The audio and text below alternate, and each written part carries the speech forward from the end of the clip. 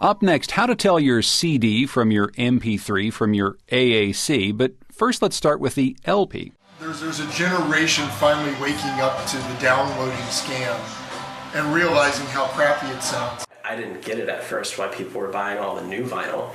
It's like, why would you bother to get something on vinyl that's been digitally remastered? The record, it's like, dude, check this out. It's awesome. Check it out. I'm as guilty as anybody else. You know, it's like on the road, it's like it's great to be able to have all your records and everybody else's as well. It's like just, you know, on a touch screen. More are being reissued on vinyl, yes, more so than ever before. You're seeing it because, yeah, the vinyl's popular again. MP3s suck.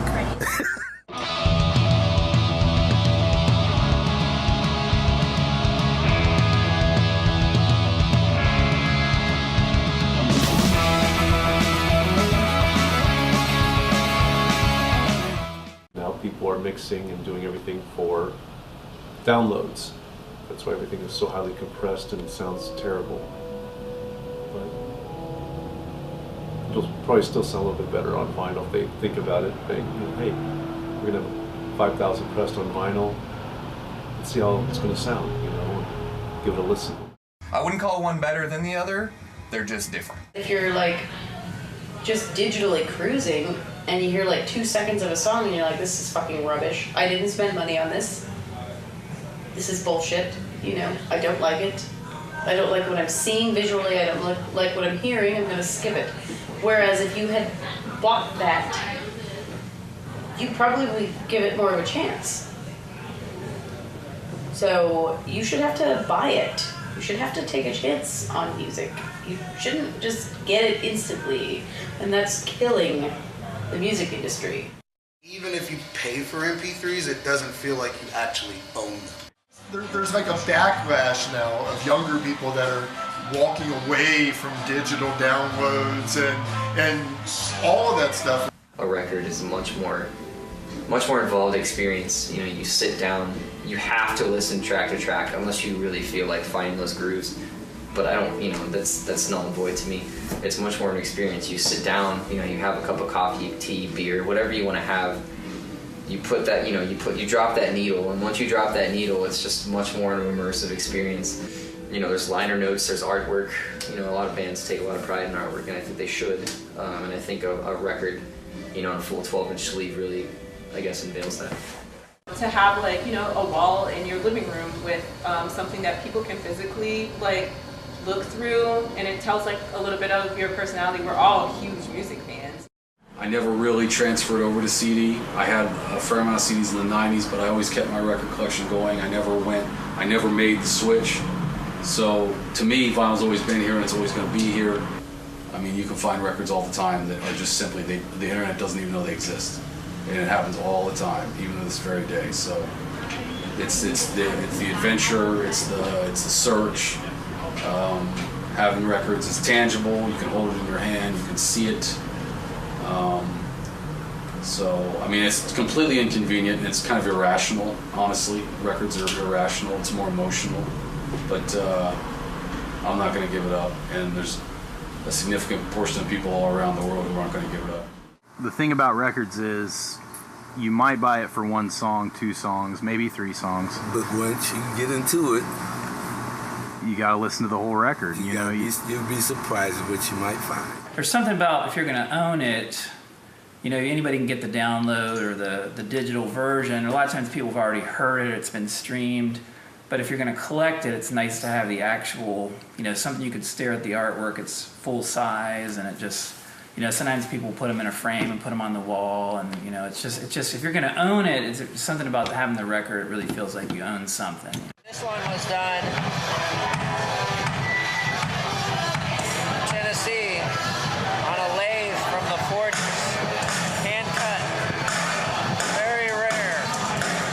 You actually have to take the needle and like place it in the groove to make it work. You can't just like put it on a record and hit start. You gotta actually set it in there. It sounds incredible. It's that, you know, kind of wall of sound production through a 2-inch reel and then mastered for vinyl and mixed for vinyl. That's what they planned on it for. There's something to be said for that.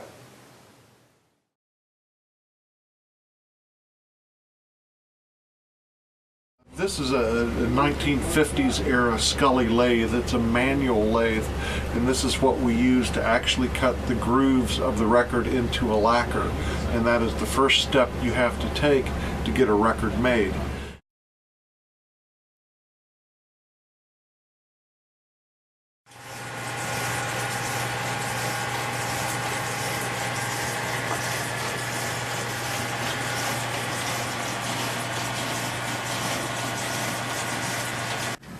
They thought tape came along and there would be no more vinyl.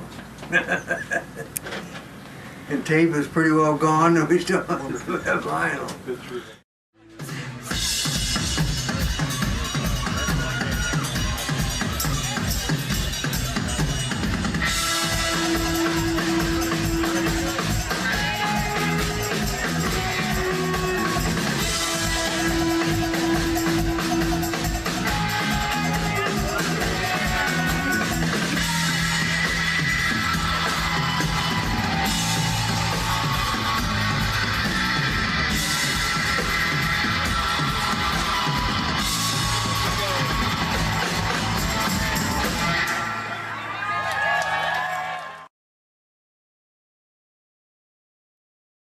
So the difference between putting a CD out and putting a record out, we for the CD we just gave them our masters digital. We emailed our digital masters to the company, and then they just pressed the CD. With vinyl record, you actually have to have it mastered for vinyl. Even if you've had it mastered to begin with for a digital release, you have to have it mastered for vinyl specifically to put the vinyl out.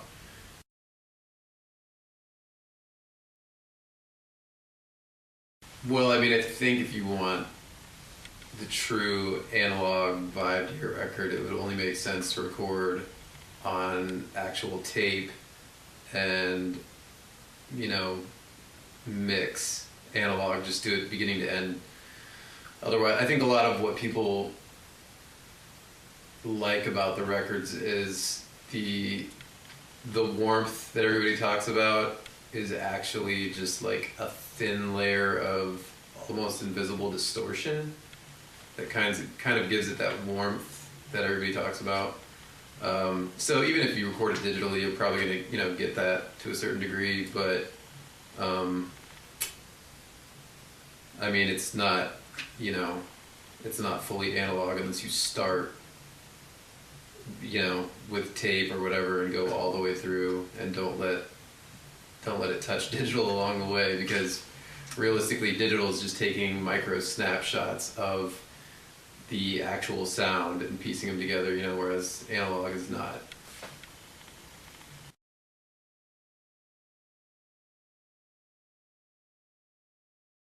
You guys are probably swamped because of Record Store Day, right? We haven't slowed down in 2 years. Last summer we dug ourselves. Have you been here since before the recent resurgence or whatever? Oh yeah, I've been here for 30 years. So were you guys just mind blown when it just exploded out of the blue? Well, honestly, vinyl it started to come back a little bit in '92. And oh, really? It's been inching up like that every year, but in the past couple of years it's just... Every time I go to any city, the first thing I do is hit the record stores. Amsterdam has some good ones that I don't know if they're still there, but I used to go to a bunch, right near the Paradiso. I mean, record stores everywhere.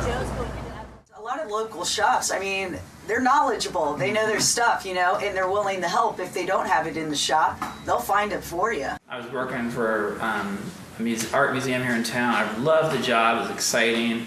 But jobs in the art sometimes they don't last forever, and I didn't get to I was there 12 years, which was a great run, and I really loved doing it. But when I was let go from there, I thought I got to do something as exciting, if not more exciting. And my fiance actually was like, why don't you open a record store? You've got all these records, and you could you could put pinball machines in there, do stuff that you're interested in, surround yourself with things that if you're going to be there every day, make it a place that you'll want to be there every day.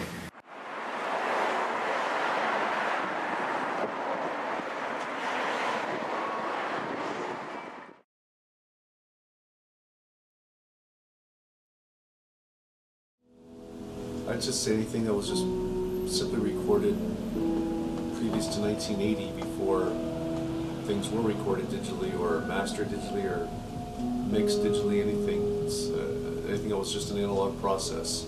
So there's thousands and thousands of records.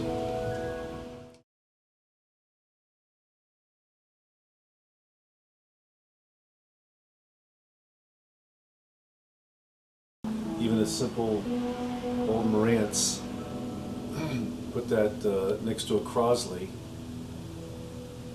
Crosley's good for a fireplace, that's about it. And you have different amps. You can have a old solid state amp, you can have a tube amp, speakers, huge difference. I mean, it's also your own ears. So a lot of different factors. Some people put it down to cables, speaker wire. People spend a lot of money on these things, and they say that there's a difference, and there could be, but I've never gotten that far into it. But yeah, just like anything else, the more you spend on something that's better equipment with better engineering and better materials, I'm sure there's going to be an improvement.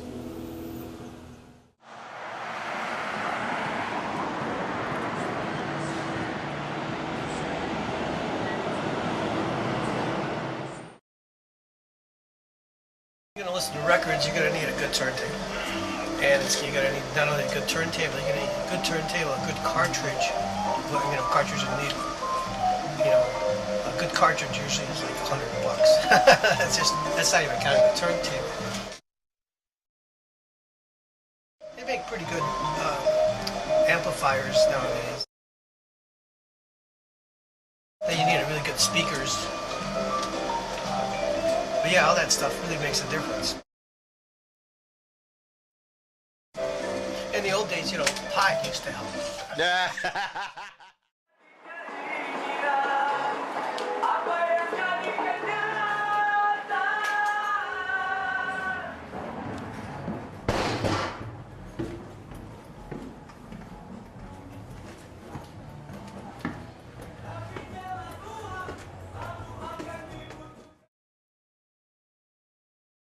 The Doors at Vets Memorial here in Columbus. Tell us a little bit about that.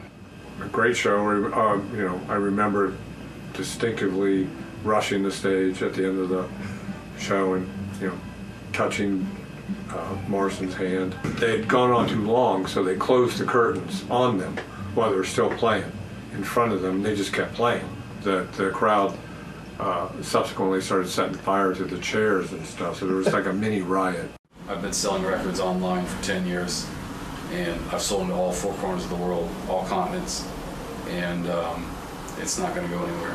It doesn't matter what they do, or who says it's cool, or who doesn't say it's cool, because there's just a hardcore group of people that are completely emotionally attached to them, and they're not going to stop. Use the long list of phrases, babe. You say it's me, it's not you. And they walk in, they walk out. I like a Windsor saloon. And all of those roses, girl, that we lay on your door. Well, I hope they keep you company, babe. 'Cause your love makes me bold.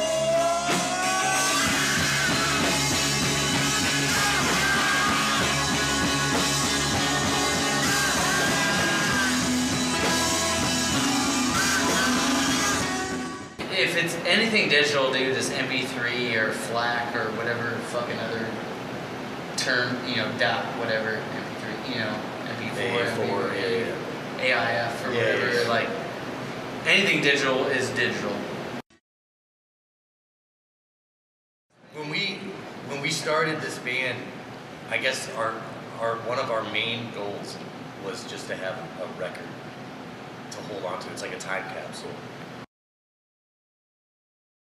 What took the most time was probably the artwork and getting like what we want to Yeah, put on the back. The order of the songs, because when you order the songs on vinyl. They say obviously how much time goes on each side is important. The structure of the songs is important. It's like what, Not 15, really 20 skipping minutes over aside? anything. And how's this picture gonna look not in this big of a square, in this big of a square, Yeah. you know? What do you, it's There's a lot of, all like- we went through so much. Like, Oh, do you want a time- sleeve on the inside that the record's in, or do you not? Do you want it plastic wrapped? Do you not? Do you want it to fold open? Do you not? We chose the cheapest option for all of it. I don't know. I think, again, it's kind of more of just like, at least for now, a lot of people, it's a novelty. It's a nice thing to have. It's a cool thing to have. I don't know. It's weird. It's music. In Portland, it's huge. There's vinyl-only bars all over the place. You can't even put an iPod on.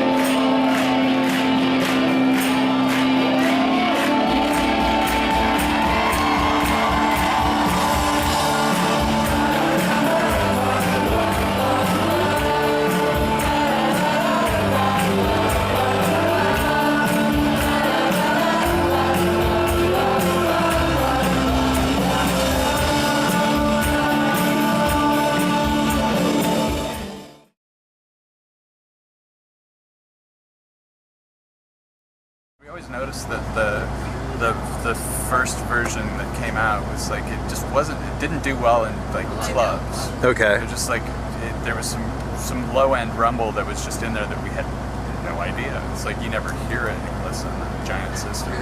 So that's been all fixed. Nice. So the new version of 13 Tales is the one to go get. The picture disc on this machine, what goes into that? Because I that's a phenomenal graphic that's layered there. Yeah. You know, I mean, is that a major challenge, or is that, you know? I don't know. It's just an idea I came up with. This disc like a log, you know. Yeah. The bugs came later. Oh, okay. 1990, vinyl wasn't that, there wasn't vinyl in music stores anymore, and I was still buying vinyl. They were only in the secondhand shops, and of course now they're in the record stores again, which is really spectacular. But I always had a working record player. I learned how to repair the turntables on my own, going to get new belts and out of the way repair shops and fixing them myself and getting how to kind of tune them. And then eventually my husband was a deep house DJ in the early 90s, and there was an event called We're Not DJs, and they had like Steve Malcolmus, they had like a news reporter lady. You went down to the Sauce Box, which is a bar in Portland, and you played vinyl. And it was for people that weren't DJs to play their record collections, people that were more like just good music collectors. And that was my first time DJing with vinyl. There's so many albums that you only like one or two songs off of, and so you get an excuse to play them, and it really revitalized my record collecting. And now I'm getting really into the old. There's people that are curating great collections of like the Kenyan albums from the 70s and 80s. They make these collections, or like psychedelic cumbias from Peru, or so I've been finding all these collections that people have been putting together, which I really appreciate. It's become such a trending thing. You can walk into a record store and the owners judge you instantly, or the employees judge you instantly, and I know when I go in, they're like going, oh God, what does she want? And then I've got the owner down on the floor pulling crates out. So I love winning over these kind of judgmental, stuck-up vinyl guys.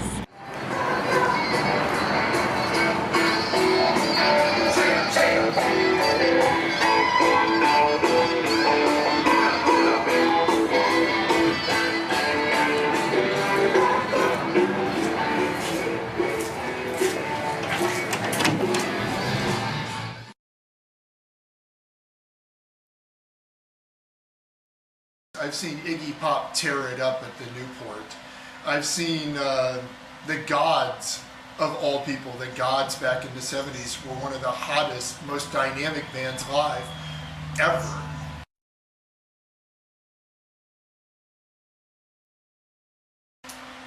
Hipster to me means every young person that comes in and refers to records as vinyls.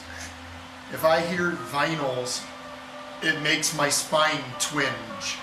And I immediately go, we have lots of records. This is a record store. It's Pat's Records. But I show them where the vinyls are and let them go about their business.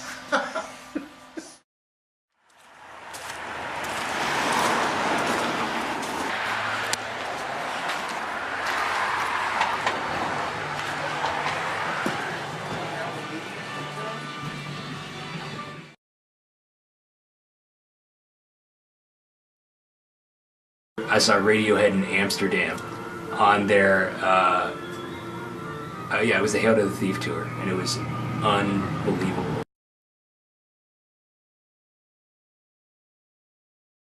I guess default answer, like, it would have been awesome to be at Woodstock. Okay. Of course. That would have been amazing. That's a cop. Is that just a cop out to say that? Yeah, a little bit. The list is, you know, the list is too long.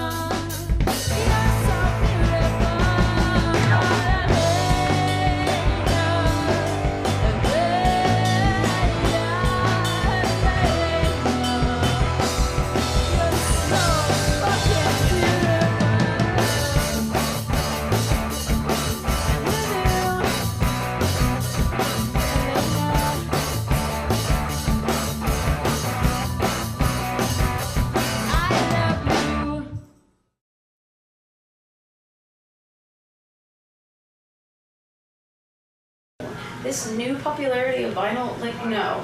All of us did vinyl. All of the bands in like, how I grew up in the scene, all the cool bands did vinyl, you know?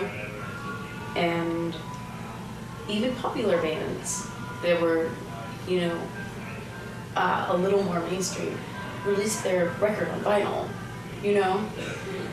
And I think that's what ruined it for the rest of us, because there was this very small scene of like, we're doing vinyl still, you know.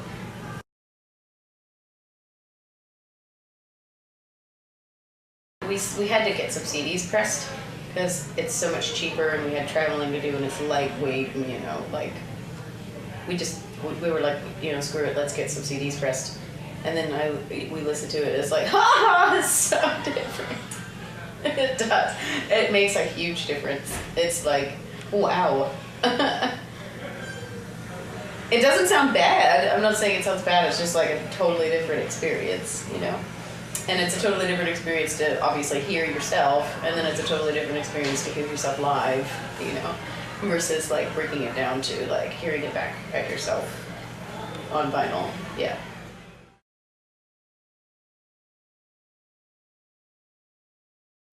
When a band goes out of their way to get a raw sound and wants to put it on vinyl, yes, their music should be prioritized over somebody who might be a little more mainstream, but their music never was raw in the first place. It's digital.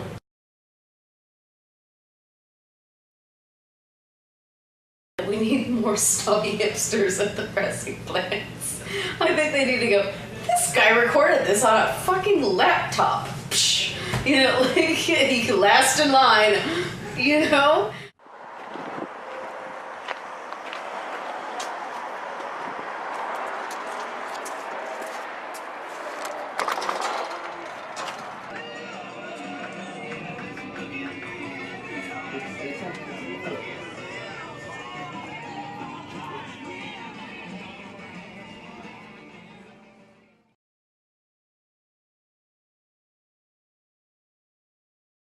Hank Williams cut about 4 records, 78s, 10-inch singles on the Sterling record label. I had a 78 of his once on that label, The label was immaculate shape, you know, real shiny label, and it was silver and black, and it had good color to it. The record's in good shape. It's pretty hard to find 78s in good condition anyways, and you know, and it was a rare one and in great shape.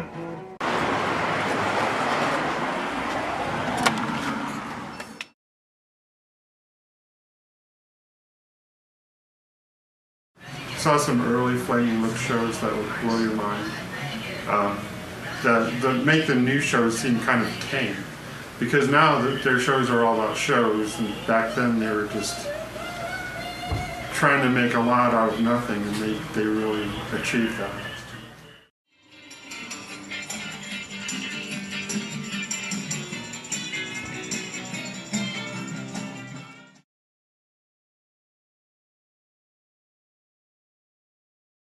I think the better equipment you have, the better you're going to like your sound, even if you've played the same albums. You know, when you buy, probably a new turntable to me would be the best investment, and the better cartridge and stylus I think will pick up things you've never heard before. But then you might want to get a new receiver and some bigger speakers or better speakers, but I think the turntable is the key.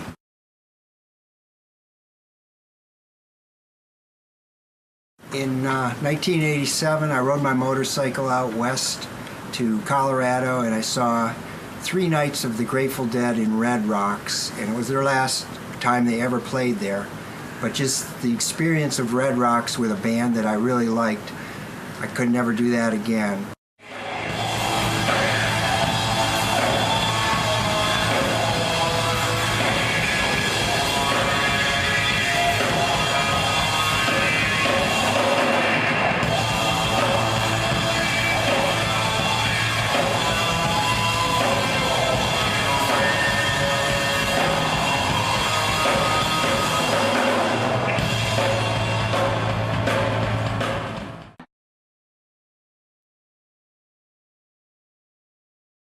I think MP3s are, I guess, a hair more accessible to a broader audience. A lot of folks generally have devices that might play MP3s.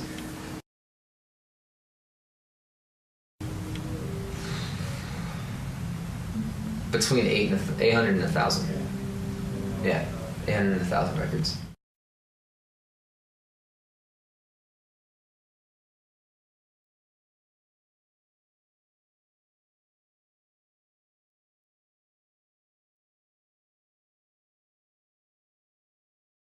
Probably Rumors by Fleetwood Mac. Nice. Thanks to my dad. Yeah. So, I mean, it would probably be the Beatles or Hendrix or something like that. I got the best gift ever for my birthday last month. Okay. There's only 5,000 copies of this. It's Joy Division's, all their singles on 7-inch.